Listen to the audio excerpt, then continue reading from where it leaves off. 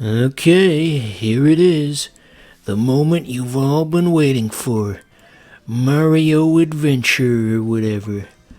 Mario is gonna slip the surly bonds of Earth and touch the face of God. Wow, he's gonna do all that? Okay, so, plot is the usual roundabout Mario business. Oh no, the lady. Go fix it. So, Bowser looks very fancy in this one, doesn't he? He's got his whole get-up. The premise of this one is that Bowser and Peach are gonna get married, even though they already did that in Super Paper Mario. God, Nintendo, you can't even follow your own damn shit.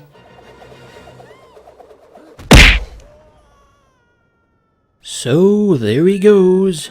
Mario has tragically fallen off the side of the boat, just like that guy from the Beach Boys. Well, gee, that's kind of fucked up. Anyway, so Bowser made sure to smash Mario's hat afterwards, because that's where all of Mario's power is stored, you see, in his hat.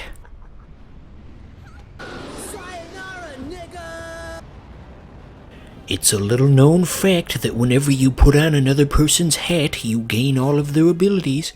Comedian Norm Macdonald was one of the few people who was aware of this fact, and he tried to allude to it in one of his jokes on the Norm Macdonald podcast, but nobody caught it. He said it himself. It takes years of training to become a pilot, but only a few minutes to steal a pilot's jacket and hat. He was trying to tell us, and we didn't listen. This bit is dumb. Let's drop this. Let's just move on. So, with all of that fanfare out of the way, now we get into the real meat and potatoes of the game. Mario's gonna do some cool flips. He's gonna talk to hats. He's gonna curl up in a little ball and cower in fear from the world around him. Mario's just gonna do it all. No wonder this game sold 20 million copies. So here's the part where we talk to the hat, just like I was saying. Thankfully, Mario speaks hat, and he can translate for us. No, that's stupid. So anyway, the gist of what the hat's trying to tell us is that Bowser is out there doing unspeakable things to hats.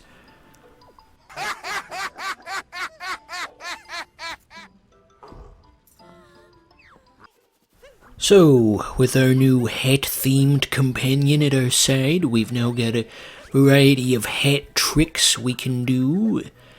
There's a way to dive onto the hat as it's spinning in midair to get a wider jump, but I can't seem to get the hang of it. They don't show you how to do it on the classic controller in the diagram there in the corner of the screen. You saw it there with the realistic hands holding the Joy-Cons. This game was made on the assumption that your Joy-Cons are not broken, and so in a sense this game really only appeals to a minority of people. You hear that, Nintendo? If you want to be more inclusive, try including people who've got broken Joy-Cons, because that's the majority of Switch owners. But whatever. So, this hat's got a hell of a grip on it. You can rip a wooden post right out of the ground. Gosh, can you imagine getting attacked by that thing? It's got the sheer force to tear your head right off of your neck.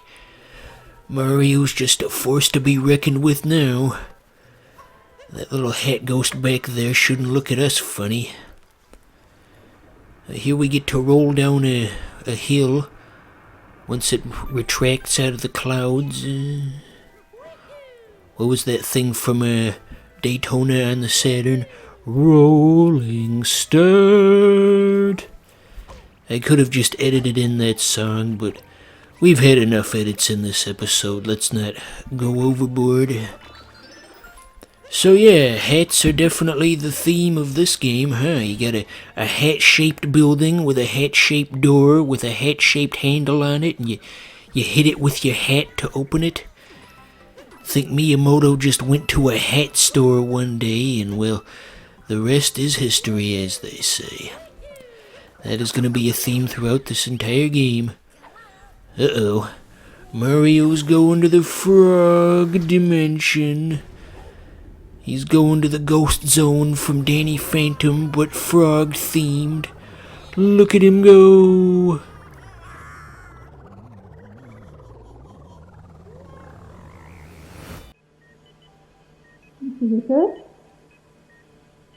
Mr. Richards? Mr. Richards, if you're able to hear me, are you able to open your eyes? Mr. Richards, you were in an accident. You sustained severe trauma to your head. So now we get to see one of Mario's many transformations that are available in this game.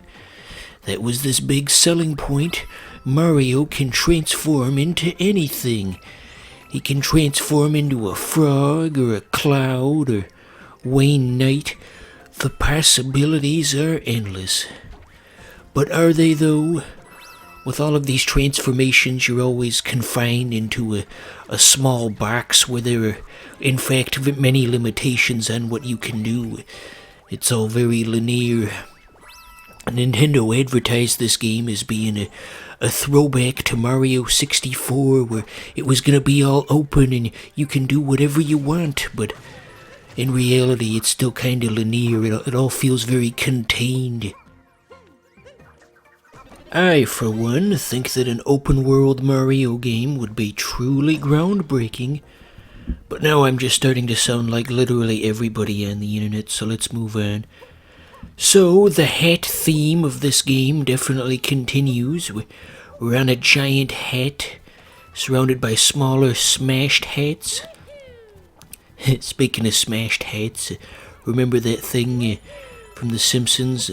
This is just between me and you, smashed hat. This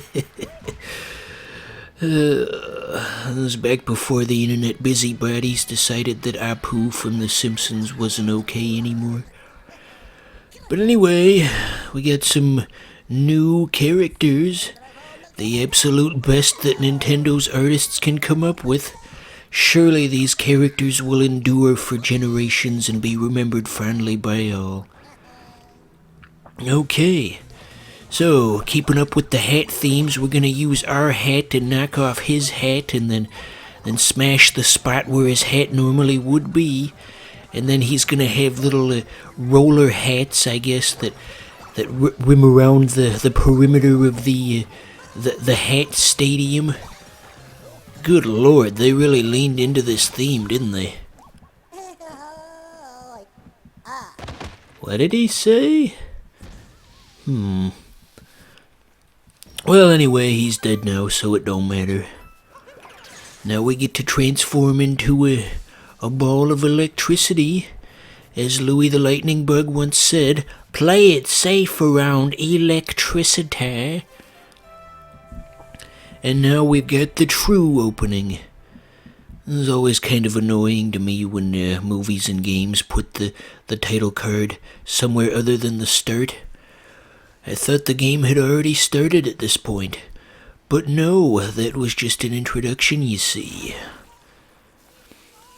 Remember this part from the trailer? I think this was in there, wasn't it? Where Mario goes to Dinosaur Land.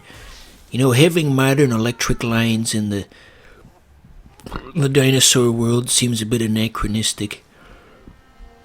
But I don't know, I'm not a game designer. I don't know dip. So yeah, everybody at the Nintendo store was real excited when the trailer came out for Mario Odyssey, where he went to the dinosaur world and transformed into a T-Rex, and everybody was screaming and yelling and jumping up and down. Mario was finally gonna be good again. So much excitement in one room. This game's gonna cure my mom's cancer, at least one of those people probably thought. That's fucked up, I shouldn't have said that.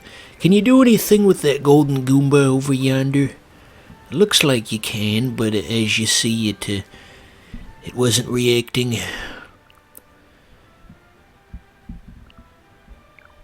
Okay, so So you can home into enemies. You can do a homing attack like in Sonic Adventure. That's not funny. So here's the next cool transformation. We get to become Chompin' Mario. That's what they used to call me at the buffet.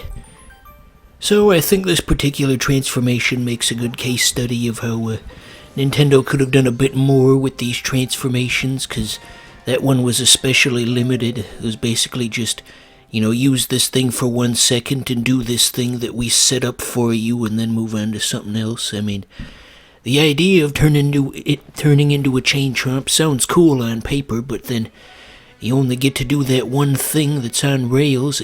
I want to take the chain chomp loose and wreak havoc with it, I want more freedom in my Mario games.